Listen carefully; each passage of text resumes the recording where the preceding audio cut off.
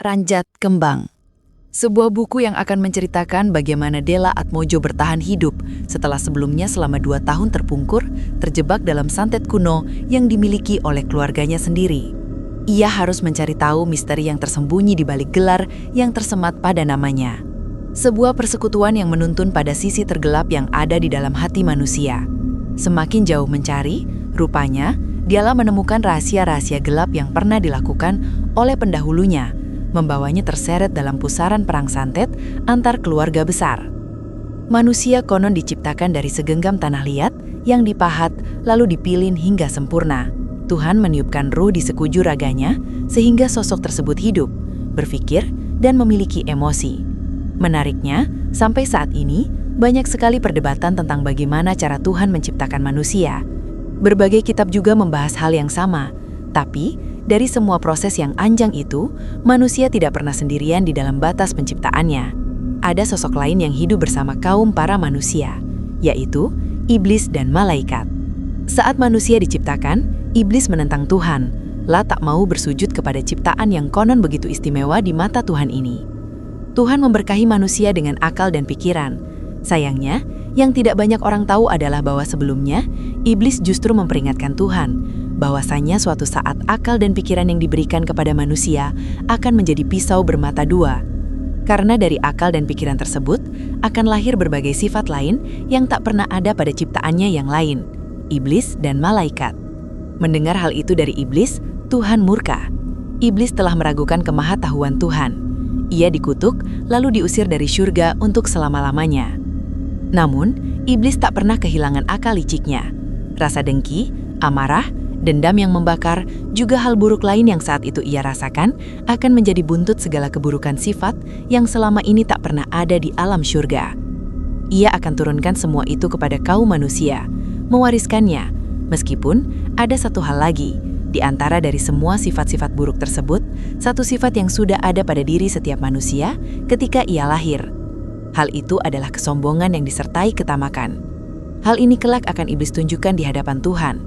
Ia akan turunkan semua kekejian ini kepada ciptaannya yang paling berharga, yaitu manusia. Ia akan tunjukkan pada semua makhluk di alam semesta ini bahwa kesombongan yang disertai ketamakan pada diri manusia akan membuat wajah manusia yang begitu diagung-agungkan menjadi buruk, termasuk kaum yang tak segan menyakiti atau menghabisi sesamanya. Kembang Wijaya Kusuma. Kemana tadi Nondela lempar bolanya? Tanya seorang wanita yang mengenakan pakaian serba putih. Tengah berlutut sembari tangannya gesit mengacak-acak rumput di halaman rumah yang berlumpur. Nongku Nubik, saut Della sembari menahan tawa. Menunjuk sudut halaman yang cukup jauh dengan rumput-rumput basah. Wanita itu masih mencari-cari, sementara Della kecil mulai berjalan mundur. Ia memasukkan bola berwarna kecoklatan yang sedari tadi ia sembunyikan di balik badannya, lalu melangkah menjauh meninggalkan pengasuhnya seorang diri. Della berbohong. Sembari berlari kecil di lorong panjang kediaman milik keluarga Atmojo yang begitu megah dan besar, Della melihat para abdi keluarga Atmojo berlalu lalang, sibuk menata serta mengurus setiap pekerjaan. Para abdi Atmojo yang melihat Della berlari, memperingatkan gadis kecil itu dengan suara lembut. Non, hati-hati, nanti jatuh. Della kecil tak mendengarkan. Ia masih berlari menapaki anak tangga di ruang utama sebelum berlari menuju ke suatu kamar tempat Della biasa menghabiskan waktu setelah bosan bermain dengan pengasuhnya. Namun, hari itu Della merasakan sesuatu yang aneh saat dirinya mendekat ke tempat itu, tempat ibunya sedang berada saat ini. Entah kenapa, di lorong rumah yang dipenuhi oleh lukisan dan patung tembikar tua, Della merasakan suhu dingin yang tak biasa, diikuti oleh aroma wewangian yang tak pernah ia cium sebelumnya. Della merasa gelisah, jantungnya berdebar tak karuan. Namun, ia tetap berjalan perlahan-lahan menapaki selangkah demi selangkah lantai kayu yang diselimuti oleh karpet berwarna merah tua. "Ibu?" teriak Della khawatir, tetapi tak ada jawaban yang Della dapatkan. Tempat ini serasa sunyi, seakan tak ada lagi manusia yang ada di sini kecuali ia seorang diri. Hanya suara langkah kaki Della yang terdengar menggema di sepanjang lorong tembok kayu. Lalu, di ujung lorong, tepat di samping lukisan Kaulo Sudro, koleksi milik Ibu Della, ia melihat pintu kamar terbuka. Della mempercepat langkah. Ia merasakan firasat buruk. Della berlari sebelum berhenti tepat di muka pintu, di kursi rias, tempat biasa ibunya duduk. Della termenung diam, mematung, terjebak dalam lamunan saat memandang sesuatu yang membuatnya tak dapat bergerak. Di sana, Della melihat ibu, wanita yang melahirkan dirinya sedang menatap ke arah cermin dengan rambut hitam panjang tergerai. Ibu mengenakan setelan kebaya putih dengan motif bunga kesukaannya. Jarik berwarna kecoklatan menutupi bagian kakinya yang jenjang. Ibu terlihat cantik pagi ini. Sorot matanya kemudian bergulir ke tempat Della sedang berdiri lewat pantulan cermin. Mereka terdiam sejenak, saling mencoba mengenali situasi ini. Canggung sekali. Bibir wanita itu tersunging melihat putri kecilnya, lalu suara tembakan keras terdengar. Dor! Della berdiri diam, telinganya mendadak tuli. Ia tak bisa mendengar suara apapun kecuali dengungan yang merasuk ke dalam dirinya. Nging. Della mematung dalam diam, terjebak dalam situasi yang sama sekali tak pernah ia rasakan sebelumnya. Tak lama, tempat itu sudah dipenuhi oleh abdi-abdi yang berdatangan. Wajah mereka tampak terkejut melihat apa yang ada di dalam kamar. Teriakan, rasa ngeri, diikuti oleh perasaan tak percaya tergambar jelas di garis wajah mereka. Della masih berdiri di muka pintu. Ia memandang kosong ke tempat ibunya sedang terkapar dengan kondisi yang mengenaskan. Dari kepalanya mengalir darah berwarna merah kehitaman, membasahi karpet beludur di bawah meja rias. Di tangannya tergenggam sebuah revolver. Pengasuh Della yang baru saja tiba tak bisa berkata apa-apa. Sorot matanya tampak bingung, tak percaya dengan pemandangan yang ia saksikan di hadapannya. Tangannya membungkam mulut dengan ekspresi terguncang hebat, sebelum akhirnya ia sadar bahwa ia harus segera membawa Della pergi. Ia peluk Della, lalu menggendong gadis kecil itu dan membawanya lari sejauh mungkin.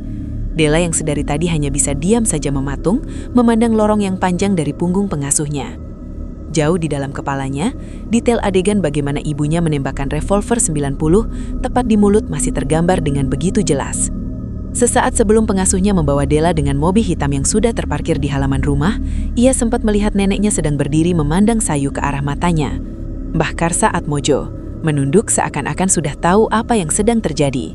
Della terperanjat terbangun dari tidurnya, ia masih tak bisa melupakan mimpi di masa lalu yang seperti kembali mengejar-ngejar. Semua detail itu rasanya masih tergores sempurna, jauh di dalam kepalanya. Wajah terakhir saat melihat ibunya tak akan bisa ia lupakan. Bahkan detail bagaimana pelor panas menembus tulang kepalanya. Ia tak akan bisa melupakan semuanya. Tiba-tiba, dari belakang terdengar suara pintu kamarnya diketuk. Tok tok tok. Della menoleh sebelum melangkah turun. Ia membuka pintu, di sana ia melihat seseorang sedang berdiri. Seseorang yang ia kenal. Sugeng Dalu, Non, katanya dengan sorot mata yang tegas. Mbah Tamin, batin Della. Ia menatap aneh lelaki tua itu, salah satu dari banyak orang percayaan neneknya. Untuk apa jenengan datang ke sini, Bah? Mbah Tamin tersenyum, lalu ia berjalan masuk melewati sisi tubuh Della yang masih termangu dalam diam. Ia berjalan menyusuri lantai masuk semakin ke dalam, sementara Della masih memandang lelaki tua itu tanpa bisa melakukan apa-apa. Tanpa meminta izin terlebih dahulu kepada Della, lelaki itu memandang satu persatu bagian kamar Della sebelum berjalan mendekati sebuah figura foto yang tergantung di atas meja belajar. Kowe sing nyumpen iki toh? Lelaki tua itu bertanya. Ia sentuh figura foto tersebut dengan kedua tangannya, memandang lekat-lekat gambar Della kecil sedang duduk di antara kedua orang tuanya. Aku si iling, yo opo biyen wong tuamu, mergo aku yoda di penasehate. Della tak menggubris kata-kata Mbah Tamin. Opo sing nimpong wong tuamu duduk salahmu, Non? Rungokno aku, iki amarga wong liya sing nyimpen dendam karo keluargamu. Mbah, opo tujuan jenengan mriki? Untuk sejenak Della bisa melihat bibir lelaki tua itu tersenyum, mengisyaratkan sesuatu yang membuat Della semakin curiga. Mbahmu, Karsa Atmojo, menyuruh aku datang ke sini untuk mengantar dirimu ke suatu tempat. Karsa Atmojo mengutus Mbah Tamin datang ke sini. Untuk apa? Opo sing dikepingino eyang kalih kulo? Mbah Tamin meletakkan kembali figura foto. Ia menatap Della sejenak sebelum mulai berjalan mendekati Della Atmojo yang masih memandang tajam ke arah dirinya. Wes cedak, Non, Mbah Karsa saiki sekarat, sementara rogot nyowo bekal teko. Mbah Tamin melangkah pergi, meninggalkan Della yang masih berdiri diam memikirkan semua ini. Beberapa detik kemudian Della berlari mengejar Mbah Tamin. Meski sudah tak berusia muda lagi, cara Mbah Tamin menjejakkan kaki di atas tanah tak kalah dari seorang pemuda berusia 20-an tahun. Ia masih terlihat segar bugar, meski tubuhnya kurus dengan postur sedikit bungkuk. Menyusuri jalanan di gedung lama, tepat di belakang kediaman Atmojo. Salah satu gedung terlarang yang tak boleh didatangi oleh siapapun, tak terkecuali untuk seorang Della Atmojo sekalipun. Untuk apa kita kesini, Bah? Tanya Dela dari belakang Mbah Tamin. Bukankah Eyang melarang keras saya ke tempat ini? Mata Mbah Tamin menyapu jalanan yang gelap gulita. Anehnya, ia bisa menemukan jalan di antara semak belukar. Dela hanya bisa memandang tempat itu, layaknya tempat kosong yang sudah lama tak berhuni, tak pernah diurus sama sekali. Rimbunan rumput liar juga nyaris memenuhi jalan. Namun, Mbah Tamin dengan mata tuanya selalu bisa menemukan sekat tipis di antara pohon-pohon tinggi, membimbing Dela mendekati salah satu bangunan yang dibuat dari kayu-kayu jati tua, membentuk paviliun dengan atap berbentuk lancip. Piluleng, kata Mbah Tamin sembari memandang kosong tempat itu. Bangunan iku umure luwih tuwek ketimbang simbah iki, non? Dela menatap sorot mata Mbah Tamin. Kilatan matanya tampak terkagum-kagum memandang bangunan yang ada di hadapannya yang berpagarkan besi berwarna hitam berkarat. Mbah Tamin meraih sebuah kunci dari kantung celananya, kemudian membuka gembok tua tersebut, melepas rantai sebelum mendorong pagar dengan satu tangannya. Ia berjalan di atas tanah berlumpur, menjejaki anak tangga paviliun Piluleng, kemudian mendorong sebuah pintu tua dengan ukiran ornamen Jawa kuno. Dela berjalan tepat di belakangnya, mengikuti Mbah Tamin dengan rasa penasaran.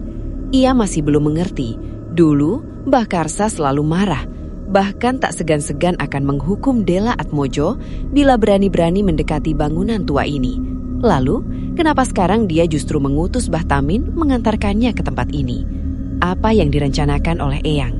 Lalu benarkah Eyang Karsa dalam kondisi kritis seperti apa yang Mbah Tamin katakan? Ataukah itu hanya tipu daya Mbah Tamin untuk sesuatu yang hanya ia dan Eyang ketahui? Tapi apa gunanya Mbah Tamin melakukan semua itu? Meski Dela tak menyukai Mbah Tamin sejak dulu, tetapi Mbah Tamin memiliki andil besar menyelamatkan dirinya dari cengkraman santet yang pernah mendekam di dalam tubuhnya. Bagaimanapun juga, lelaki tua ini tak mungkin mengkhianati neneknya. Ia sudah lama ikut keluarga Atmojo, bahkan jauh sebelum dirinya lahir. Ia seperti bagian dari keluarga Atmojo. Mereka berjalan menuju ke lorong paviliun yang lebih gelap. Tak banyak yang bisa dilihat kecuali ruang-ruang kosong dengan ornamen tua yang diukir di dinding-dinding kayu jati. Aroma apak dari debu tercium sesekali saat langkah kaki Dela berjalan semakin masuk ke dalam Piluleng. Tak ada benda berharga apapun yang bisa diambil di sini. Lantas kenapa Mbah Karsa begitu menjaga tempat ini seakan-akan ia menyimpang sesuatu yang paling berharga di dalam hidupnya? Dela masih tak habis pikir dengan hal itu. Di antara sekat lorong gelap tersebut, tiba-tiba Dela mencium aroma wewangian yang tak pernah ia ketahui sebelumnya.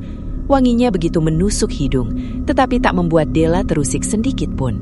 Sebaliknya, Dela justru menyukai wewangian ini. Seakan-akan membuat batinnya meronta-ronta ingin tahu dari manakah asal sumber dari aroma wangi ini.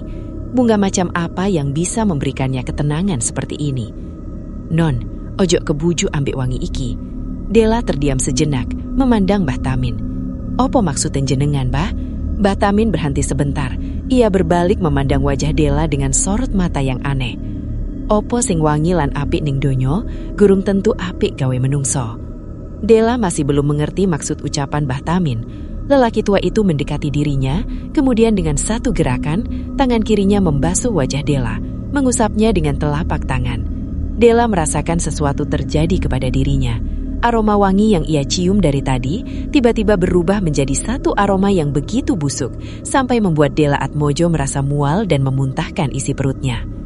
Mbah Tamin mengusap kembali wajah Dela untuk mengembalikan indera penciumannya, membuat aroma wangi itu kembali lagi. Ojo sampai awakmu kebuju ambek donyo iki maneh, non. Iling-ilingen iki. Mereka kembali berjalan. Di ujung lorong, di depan sebuah pintu kayu, Mbah Tamin berdiri memandang Dela. Mbah me isok ngeterke sampai nang kene. Mari ngono non Dela dewe sing kudu maju. Dela termangu. Ia bingung apa maksudnya. Mbah, ia ingin menolak gagasan ini, tetapi Mbah Tamin seperti tahu apa yang akan dikatakan oleh Dela.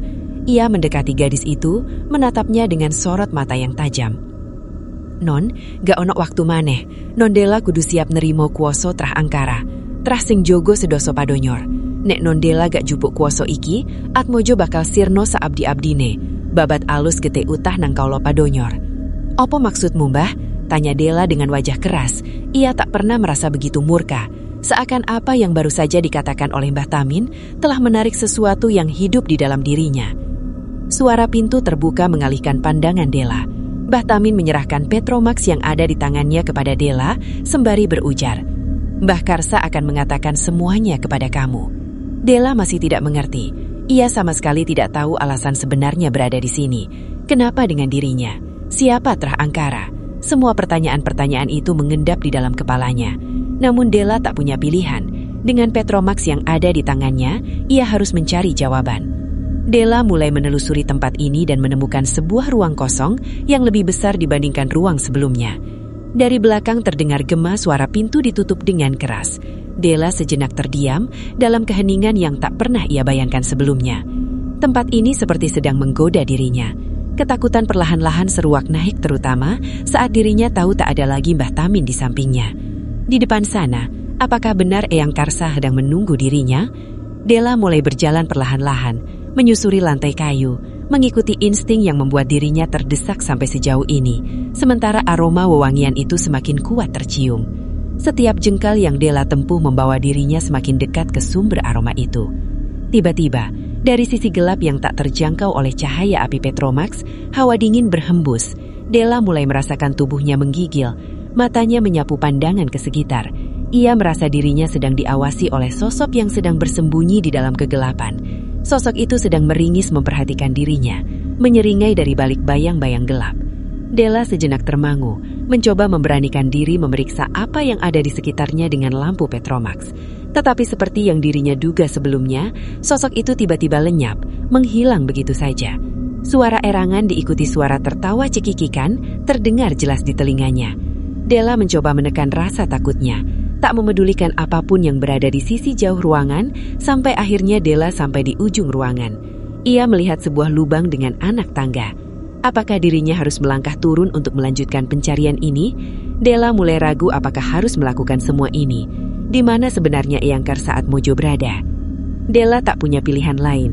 Ia harus melangkah turun, menapaki satu persatu anak tangga bawah tanah sebelum dirinya berdiri di sebuah selasar. Di tempat yang asing itu, Della mendengar gemericik dari suara air mancur. Della berbalik, melihat ke sana kemari, mencari dari mana sumber suara itu berasal. Matanya membelalak ketika melihat genangan air dalam sebuah kolam yang cukup besar. Ia tak pernah tahu bila di dalam kediaman milik Atmojo terdapat sebuah kolam bawah tanah. Della mulai berjalan mendekati kolam yang terlihat seperti mata air alami.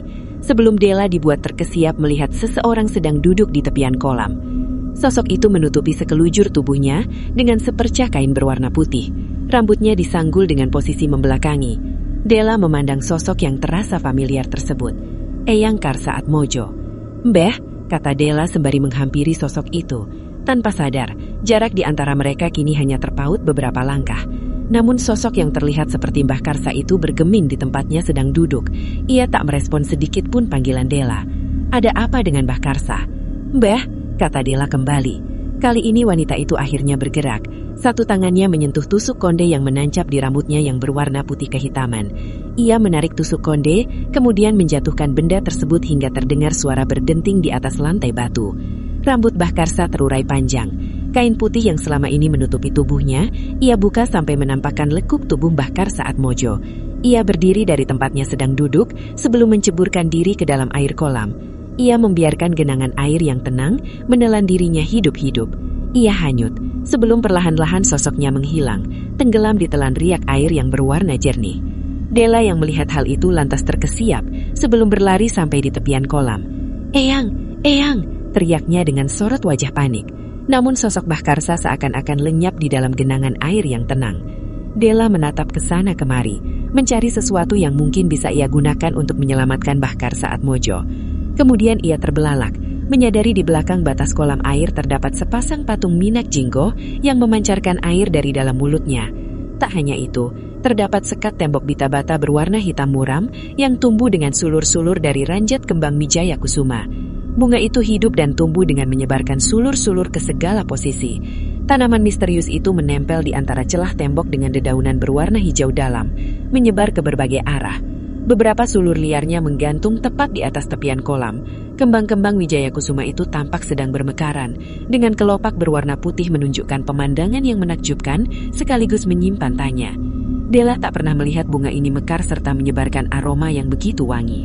Sekarang Della tahu dari mana sumber wewangian yang sedari tadi ia cium.